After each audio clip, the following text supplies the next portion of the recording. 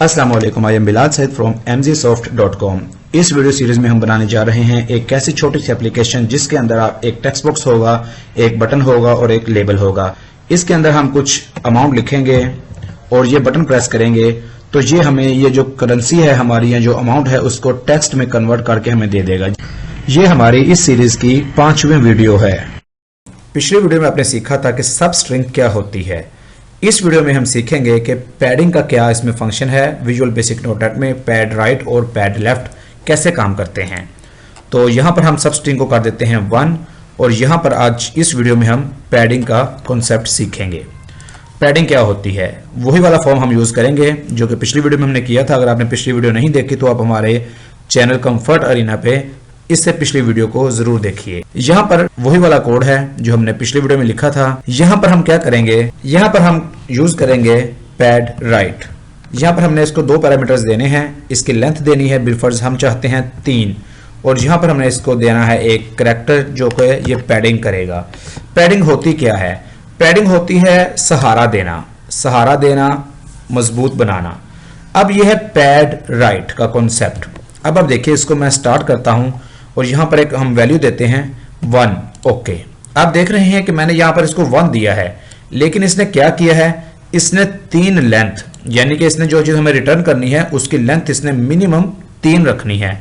अगर उसकी लेंथ 3 से कम है तो उसने 0 लगाकर उसको पूरा करना है। अब देखिए यहां पर मैं लिखता हूं 2। अब हमारे पास जो असल कीमत है वो है, उसकी लेंथ है 2, 1 और 2। अब ओके दबाएंगे तो इसने क्या किया, इसने हमें रिटर्न करना है 3 और उसके बाद अगर 3 से कम है तो इसने क्या करना है, हमें 0 लगाकर उसको पूरा करवा देना है। अब अगर हमारे पास जो हमारी ओरिजिनल वैल्यू है वो है 1 2 1 यानी कि इसकी लेंथ हो गई है 3। अब क्या होगा, अब ये उसको पैडिंग की जरूरत नहीं है, अब ये पहले ही 3 है। इस तरह से ये हमें पैड राइट का जो कॉन्सेप्ट है वो मिलता है।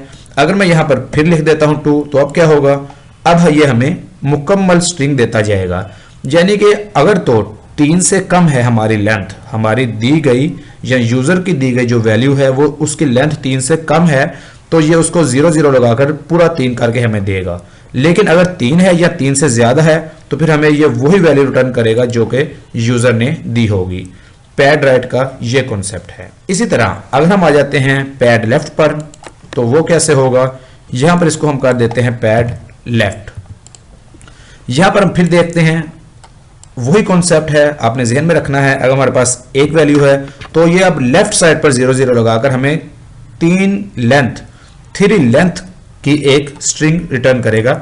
जैसे कि ये अगर हमारे पास ये 1 2 है तो ये क्या करेगा, ये 1 और 2 इससे पीछे इस जगह पर यहां पर ये हमें 0 लगाकर ऐसे रिटर्न करेगा। लेकिन अगर हमारे पास ऑलरेडी जो डिफाइंड वैल्यू है या जो गिवन वैल्यू है वो हमारे पास उसकी लेंथ पहले ही से 3 है तो ये हमें पैडिंग की जरूरत नहीं है, ये ऑलरेडी 3 है।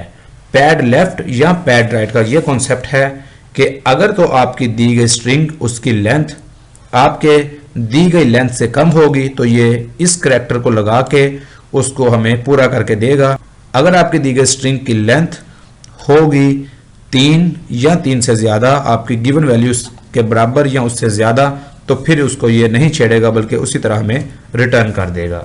तो ये था पैडिंग का कॉन्सेप्ट। उम्मीद है आपको पसंद आया होगा।